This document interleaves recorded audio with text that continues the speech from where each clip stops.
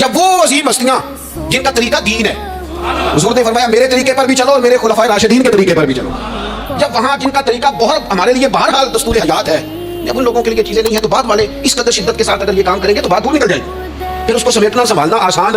نہیں رہے گا۔ تو فرمایا کسی قوم سے مشابہت نہ اختیار کرو، اس لیے کہ تمہارے ماحول میں پھر کچھ ایسی چیزیں آ جائیں گی جو ٹھیک ہے، یہ کتنی رسمیں آئی ہیں ہماری، مہندی کہاں سے آئی ہے، ہماری اپنی ہے کہ غیروں کی ہے، یہ مائیاں کہاں سے آئی ہیں، اپنی کے غیروں کی، یہ جتنی رسومات ہیں جتنی،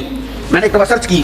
تھوڑی سی میں نے تحقیق کی تو ایسی ایسی عجیب رسمیں سننے کو ملی، لڑکا بیاہ کے گھر آیا ہے، اس کی اماں اس کے چہرے کے اوپر سے پانی پھیر رہی ہے، یہ تو خالص ہندوؤں کا طریقہ ہے، کسی کے چہرے کے گرد پانی پھیرنا خالص، یہ آپ نے بھی سنی ہوئی رسم، وہ بیاہ کے واپس آیا، یہ آپ کیا کر رہے ہیں، اور پھر کہتے ہیں اماں کو پانی نہ پینے دینا ورنہ بیماریاں ادھر چلے جائے گی، کیا بات کرتے ہو، اسلام اس اوہام پرستی کا درس دے گا؟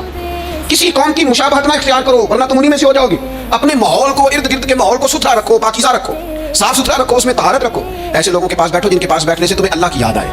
ایسے لوگوں کے پاس بیٹھو بیٹھنے سے تمہیں آخرت کی فکر نصیب ہو، ایسے لوگوں کے پاس بیٹھو جن کے پاس بیٹھنے سے تمہیں سادگی کا سبق ملے، ایسے لوگوں کے پاس بیٹھو جو تمہیں حقیقت پسند بنائیں، جو تمہیں یہ بتائیں کہ تم نے اپنی زندگی میں بنیادی کاموں کو کس ذمہ داری کے ساتھ سر انجام دینا ہے۔ لیکن ہم زیادہ تر اس طبیعت کے قائل ہوتے ہیں کہ ہم ان چیزوں کو سمجھتے نہیں، یہ جو ہم کلمات ادا کرتے ہیں، میں نے پہلے بھی کئی دفعہ کہا تھا، یہ جو ہم کلمات ادا کرتے ہیں ان کا بھی ہم پر اثر ہوتا ہے، ان کی بھی تاثیر ہوتی ہے، ان کی بھی خوبصورتی ہوتی ہے، تو جو ہم باتیں دوسروں سے سنتے ہیں، ہم جب کسی کے پاس اٹھتے بیٹھتے ہیں تو جو بات وہ بندہ اکثر کرتا ہے نا وہ نہ چاہتے ہوئے بھی ہماری زبان پہ جاری ہو جاتی ہے۔ کچھ جملے ایسے ہوتے ہیں جو سوسائٹی میں عام ہوتے ہیں تو ہر بندے کی زبان پر چڑھ جاتے ہیں کہ نہیں چڑھ جاتے، یاد ہو جاتے ہیں کہ نہیں ہو جاتے، تو ایسے لوگوں کے پاس بیٹھا جائے جو خیر کی بات کرنے والے ہوں تاکہ ہماری زبانوں پر ہی خیر ہی جاری ہو، کوئی شر والا عمل ہماری زبانوں پر جاری نہ ہو۔